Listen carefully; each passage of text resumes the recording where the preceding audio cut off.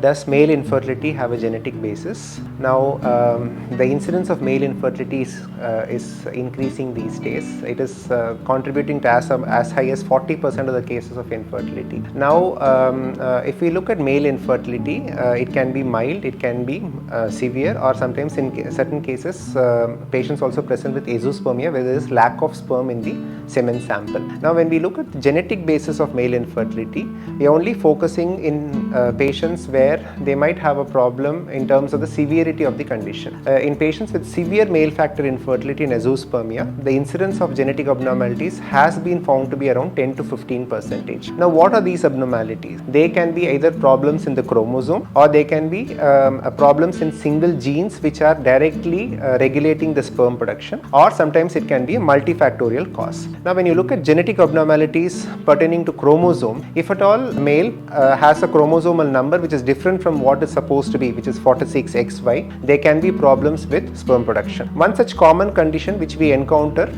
which has a genetic basis, is called Klinefelter syndrome, wherein the person has an extra X chromosome. So, the constitution is actually 47XXY instead of the normal 46XY. In such patients, there is definitely problems with sperm production, which can present as severe male factor infertility or azoospermia. There is also another condition called Y chromosome microdeletion, which is seen in patients who present to the clinic with severe abnormal sperm parameters. Now, the Y chromosome has certain genes which are going to regulate sperm production. Now, if at all there is a deletion in these genes, we find that they can affect the whole process of spermatogenesis. Now, one of the important things which we have to keep in mind when we think about Y chromosome microdeletions is the fact that these Y chromosomes are passed on from generation to generation, and in case you do employ an assisted reproductive technique where you use that sperm to give a offspring to that particular father who has the deletion, the Y chromosome gets passed on to the